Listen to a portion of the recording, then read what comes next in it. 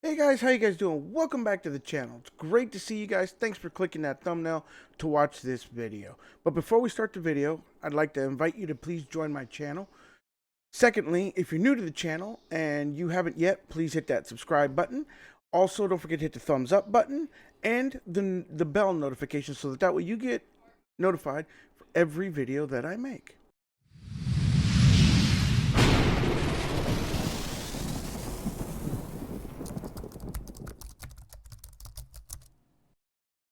Also, don't forget to visit us on all our social pages, Facebook, Twitter, Instagram, and you could always join my Discord server, which is in the link is down below, and so are the links to all my other social media contacts. Also, if you feel that you want to support the channel, you could always buy me a coffee over at Buy Me a Coffee. Greatly appreciate that as well.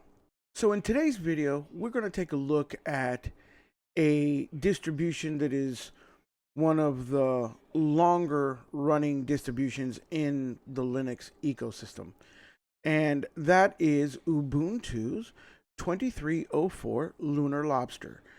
I don't do a lot of Ubuntu distributions releases because it's Ubuntu. If you haven't experienced Ubuntu by now, then, well, you know, I think everybody starts off with Ubuntu, and if you haven't experienced it, then maybe you should try it out, spin it up, whether in a virtual machine or on real hardware, just to kind of see what it's about. It's the distribution that became the most popular distribution and stayed popular because it is termed as being the more new to Linux user friendly distribution. Now, some of the key points in the new release of the 2204, which is not an LTS release at all. It is a interim release between LTS releases.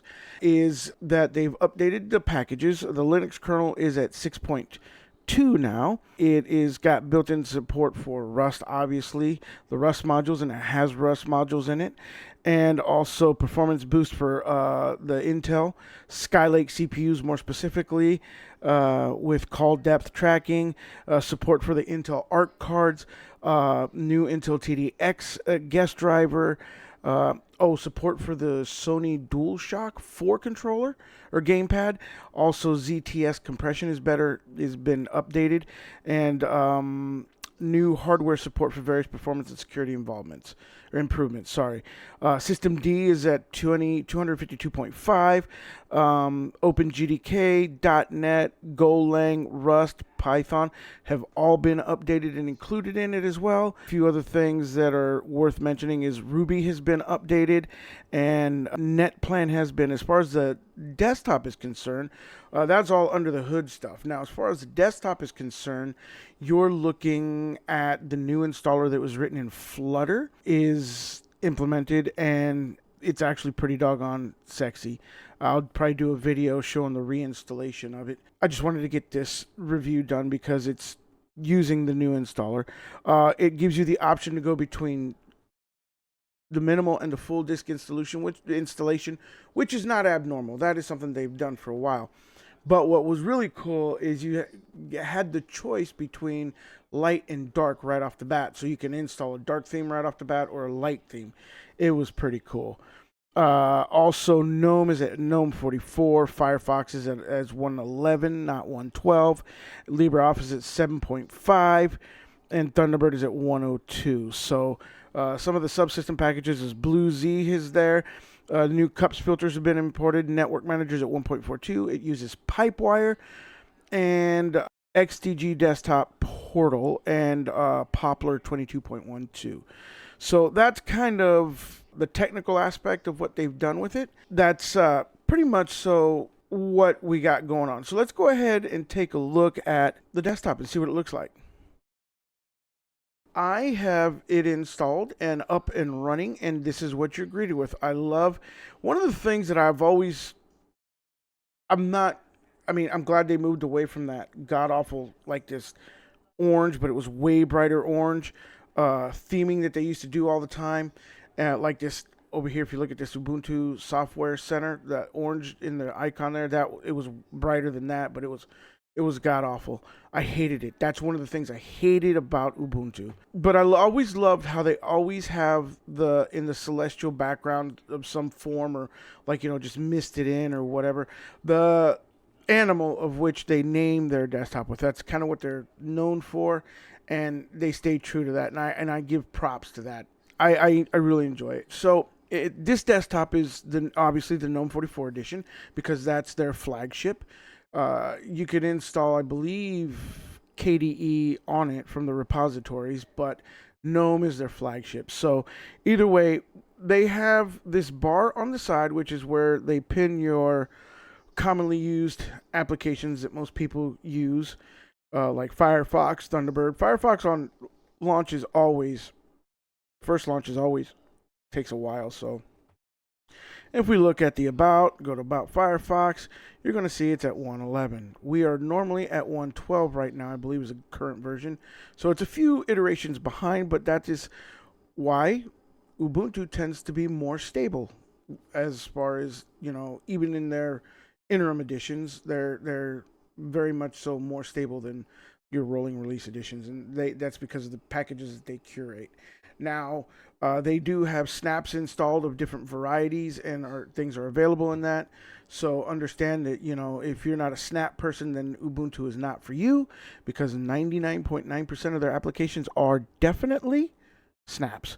So they have the home icon buried down here in the bottom. At this point in time, I mean, they find it to put it all the way down here at the bottom in the right hand corner right here. Why just I'm not an icon on the desktop kind of guy at all, ever. I mean, I'm a window manager guy. I like everything clean, neat, and clear. You know what I mean? I like my wallpaper. I like my purdy. But this here, normally most distributions have it up here in the top right hand corner. If you have this launcher right here on the left hand side, then why not just implement this onto the freaking launcher?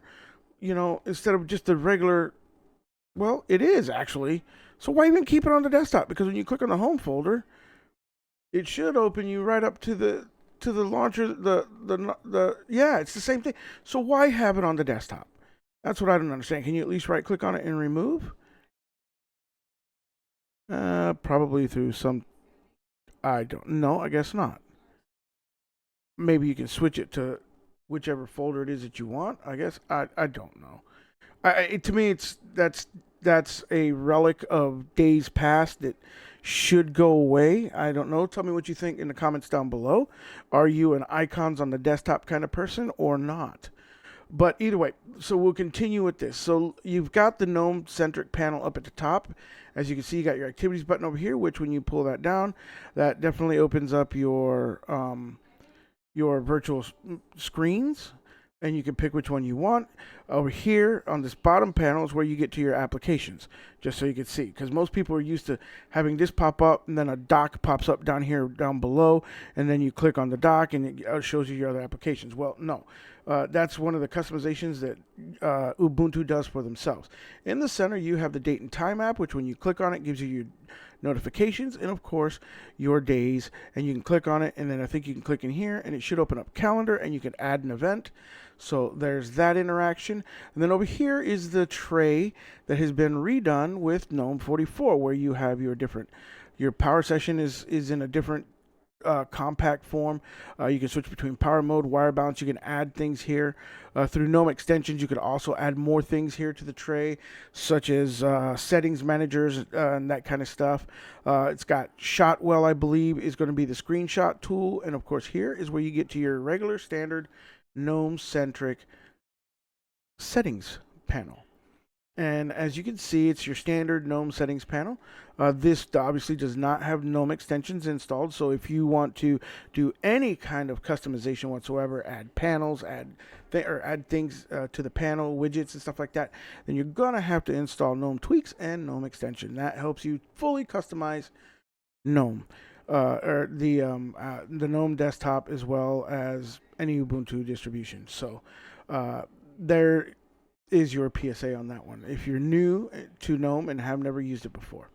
So that being said, as you can see in this thing also, you've got your wired connection. You can switch, I believe, between here and any Wi-Fi, should you have Wi-Fi. Volume management, volume controls right here as well. Uh, Also, you could toggle on light mode and dark style, as you can see on the panel here that they have on the side, which is what they're notoriably known for. They've got Firefox, Mozilla Thunderbird. They've got the GNOME Files. They've got LibreOffice. They got the GNOME Software Center, the Help Center, and then of course their trash can. Those are the standard that have always been there as far as I can remember, and I've dealt with Ubuntu for decades now, and that's ever since the Unity desktop that's been there.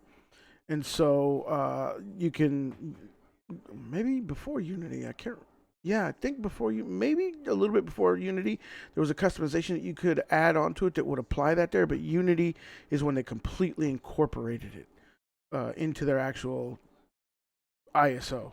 And then, of course, the Software Center. Now, let's go ahead and open up the Software Center and show you what the Software Center looks like, because I personally feel that software centers are really what draw people. And I mean, Elementary OS was the king of the Software Center. They started off all the whole grouping it and creating a Software Center, and Ubuntu kind of copied them and took it over. And honestly, you know, Software Centers I think is really what draws a lot of people to Linux, in the fact that one of the things from the old days is that it was very difficult to find software because you had to be a geek and do it all through terminal, where a Software Center kind of took that away. I mean, they had the Synaptic Manager, but it was still kind of confusing. It was not like this, where you could look and click and see the icon and what the program does, and you know, like on a page where it was dedicated to it like this, where it describes it, you get screenshots, all that kind of stuff. And then when you click install, it actually installs it. You know, you had to know command line to be able to install it. So that made a difference in the way people using Linux worked. And so Ubuntu saw that, and they wound up changing that, so to speak. So and actually, like I said, Elementary did, and then Ubuntu copied it, and it's been, I think, a key part into attracting people into the Linux ecosystem. So that you know, is always why I show the Software Centers, because it's very, very nice to see Software Centers that are put together well. Now, the keynote about this is, like, it wants me to update Firefox to 111.01. I'm not going to do that because, well, you know, I'm not in the interest of doing that, and I'm not going to keep this on my machine. So either way, the point is Software Centers really attract people. And the key point to note about the Ubuntu Software Center is that it doesn't really use the standard repositories like most people. Almost all their applications are Snapcrap store driven. Like, we'll click on GIMP. If you look up here in the right hand corner, you have the Snap Store, and Snap Store from the Ubuntu Lunar Universe. Okay, so they're all Snap Store, where it wants to, that the Ubuntu Universe is where you can actually download the repositories. So, but ideally, it wants to use Snap right off the bat. So, but, and you'll find that not all software is in the repositories. They're very limited because they're trying to push more people to use Snap's containerization, which they are the ones that created the Docker for the server, or containerization for the server for that purpose. And that's why they created the Snaps, so that you could plug and play Snap applications and programs implement them into their server very simply and very easily, which is very nice. That's why Ubuntu servers are very stable. You don't have applications that are writing to the core system files, running a far less risk of damaging it, becoming semi-immutable. So, and that's where immutability plays a key part in system stability. So, at any instance, that's a look at the Software Center. Now, let's look at some of the other important software that's installed that users may find themselves using quite a bit. The rest of it's all fluff. I mean, really, it's filler stuff, you know. So really a key one here would be additional drivers. Your calendar is important because it keeps your date and time, you know, so you can see where you're at. LibreOffice that's sort of important because somebody usually always needs a good, like writer document for writing, documents and that kind of stuff. Otherwise, you could use an editor, a text editor, but you could add better customization to your documents with an Office, writer's tool versus a just regular standard Gedit or Nano or whatever. And also, you can print them a lot easier. For video player, they have their GNOME videos, or used to be, I believe, Totem. They have also for scanner, they have their document scanner, which is their PDF reader. They have the standard settings utility, which we've already looked at, and then they have their terminal, which is the GNOME terminal. For system monitor, they have the GNOME system monitor. Where we click on resources over here, and let's move this down to the middle here. Let's make it, what the hell, we'll make it full size so you can see it nice. As you can see, very minimal. For memory, they're using 1.6 gigs of RAM out of the 8 that I have for this. Also, the CPU cores are running roughly about 30% across the board, 40%. It's probably because I have this up and running in also full screen, so, or maximize. So let's see if we minimize it, see if it changes that down. Ooh, not like that. Minimize it, see if that drops down the percentage, and it does. See, now they're at about 13 to 23%. Wow, that really uses a lot of system resources to tell you what your system resources are. I know that a lot of other machines are very lighter, or operating systems are much lighter than that. So anyhow, so there's a look at that. In their utilities, they have GNOME Disk, which is fantastic. I love GNOME Disk. It's one of my favorite partitioners. Gparted is good, but it's just GNOME Disk. When you look at it, it just has a more modern look and feel to it. Whereas Gparted has been Gparted and looks the same forever. I mean, it's modernized. It's been modernized, but it's had the same look and feel forever. I do like app progression to be, modernized and stuff like that. So that's why I think GNOME Disk, although it's been out for a while now, that being said, it's also looking a little dated itself. However, it's still more modern looking than, say, Gparted. Also, guys, drop a comment down below. Tell me what you think is the best partitioning tool that you've used. That's interesting to know as well. I like to know some of the tools that people use because I'm a relic in this, and I use the same set of tools because it just works for me, and other people may have other tools that just work for them, and I always love learning that, what's out there for other people. They have Rhythmbox, which is been around for a long time and has been part of the Ubuntu ecosystem for a long time as well. This plays RSS feeds as well as standard music that you may have on your computer already, either downloaded or from, that you've amassed over the years. And also you can play internet radio through this too as well. You could add internet radio stations to it. So it's a general Swiss Army knife music multimedia tool. And I like that as well. Shotwell, of course, that's been around. They've got the software and update center here. Then they got a couple games such as Mine, Mahjong, Isle Riot installed. You could always install more. Cheese is their webcam viewer. It uses the 4LV2 interface. And then if you go to the next page, you've got a couple more games, a software updater, startup applications tool, which lets you edit which applications you can have start at startup. And then also they got a image writer or a startup disk creator for your Ubuntu distribution. They got Sudoku, Gedit, and Transmission is their torrent manager. So that is a look, all in all, at their Lunar Lobster. Thumbs up on this one for sure. It's very usable. Guys, leave a comment down below. Tell me what you think of the video. Tell me what you think of Ubuntu. Should you use it? Should you not use it? You guys keep doing what you do. Keep on Linuxing, stay blessed, and above all, have a great day. See you in the next one.